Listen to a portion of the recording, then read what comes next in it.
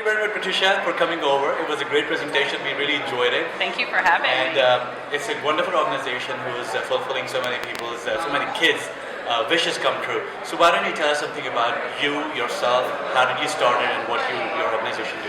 Certainly. So I was a new mom 29 years ago.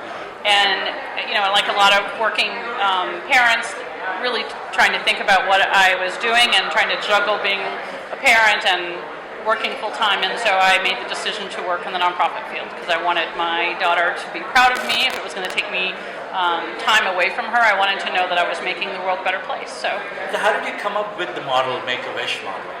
Well, Make-A-Wish was created, it was incredibly organic 35 years ago around a little boy who wanted to be a police officer for a day. And he was a leukemia patient. He unfortunately lost his battle, but the wish itself was extraordinary. And everyone involved said, this is incredible. We need to do this again and help other sick kids. And they created the Make-A-Wish Foundation. That's amazing. And how long have you been involved with Make-A-Wish? I've been on staff for almost 17 years now. Excellent. What kind of challenges do you get apart from the generic business or non-profit challenges?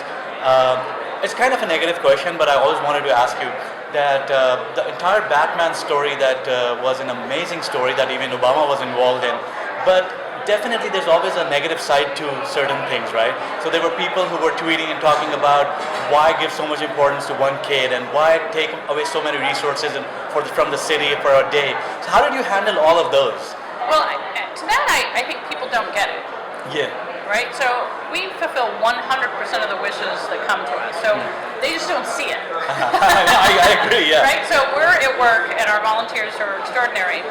What happened on that day in November in 2013 when we had a child who wanted to be Batman, so we had a Bat Kid wish, we didn't ask for all those people. And that's the beautiful thing. We didn't ask for money. So I'm not sure when people say like all those resources, those people, they volunteered themselves. Excellent. And as a result, it became a beautiful outpouring of love and compassion and renewed people's faith in humanity. And it taught us something to say, wait a minute, maybe the question should be, why aren't we doing this more often? Correct. What can we do in our community to get involved? And there was a complaint that the city used resources, but then one of our donors stepped forward and reimbursed the city $105,000. Wow. And there was some controversy over that because it came out of the convention budget, and there's probably not many better ways to advertise San Francisco than free advertising that people fell in love with San Francisco that day. So. No, I mean, it was a great news. It was a great effort. We've seen all that on the news, and it was great advertisement as well for the same. And such a good news that the kid is still, thriving and then surviving, and that's a good thing. But I always wanted to get to that negative part cleared up from you for the audience as well, so they learn that there's still humanity in the world, and you need to make an effort to serve them, right? So that's definitely I wanted to come from you. And I think there's something that happens when you get that many people together who are doing it just out of love. That's a beautiful thing, and they're not even family, right? So exactly, it's just amazing. Exactly. Unfortunately, my family isn't that big. No, wonderful. And what were some of the interesting things, just like the Batman story, that you have experienced so far? I mean, in the types of wishes that we have? Oh my gosh. I mean, we're fulfilling 350 wishes a year.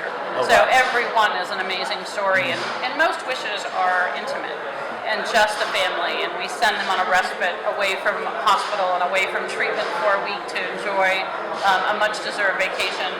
Each of them are uplifting for the child and their family, and each of them, it restores a little bit of their childhood that's been robbed, because I can't imagine what it's like to hear a diagnosis like that as a parent.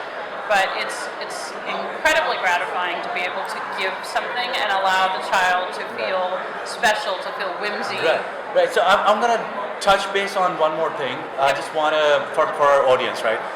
People know about Make-A-Wish, but what's the process of if somebody wants to submit a wish for their kid? Is there a criteria that you kind of check back, and what's the process of submitting a wish for people? So the child must be between 2.5 and 17 years of age at referral. They must have a life-threatening medical condition, and there's more information on our website. You can go to wish.org to see that. And that's it.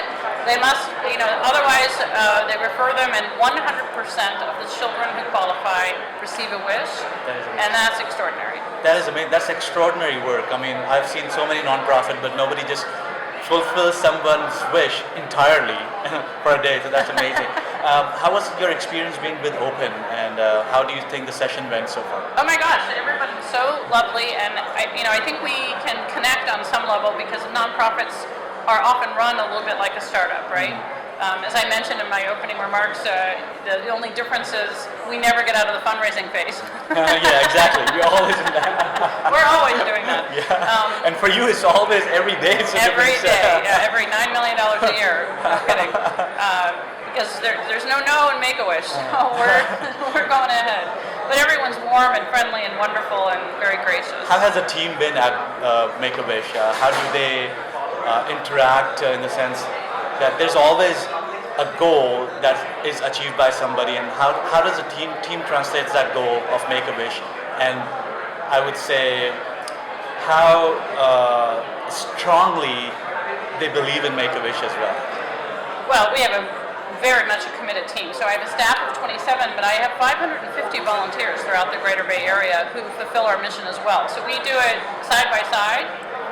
If you come to an event or you come to our office, you can't tell the difference between staff, volunteer, intern, right? So they come together with one, and it's a little bit cheating with Make-A-Wish, I'll be honest with you. And I caution new staff and new volunteers because it is contagious. Because it's so gratifying. There's many great organizations, and several of whom that I'm a volunteer for. But Make-A-Wish, you see what you do, and you get to experience it, and it is that somehow very gratifying. So if you're stuffing envelopes or doing financial statements or doing a task that maybe you don't always enjoy, you get the reward at Make-A-Wish of seeing that, and it's incredibly gratifying. That's amazing. So Patricia, what's next in your goals? Well, we're marching ahead and fulfilling all the wishes that of the children who need us, I should say. And we also have the Bat Kid Begins documentary premiering on June 26th in San Francisco, New York, and LA. And then throughout July, it goes nationwide. So yeah, you just showed us a teaser for that, right? I did. I showed you the trailer. Amazing teaser. So go see it, and it's an incredible capturing of the amazing people, and some of it I was oblivious to, because I didn't even know what was happening. And the good thing is that it's not a fictitious Batman; it's a real Batman. This time, finally. Yeah, it's pretty cool. I mean, Miles is certain that he rescued San Francisco that day. He was the real Batman, and that's pretty cool. It doesn't get any better. That's amazing. We're looking forward to that. Thank you. Thank you very much once again for being here. It's been a pleasure. Thank you. And it's a great speech and a great story to listen to.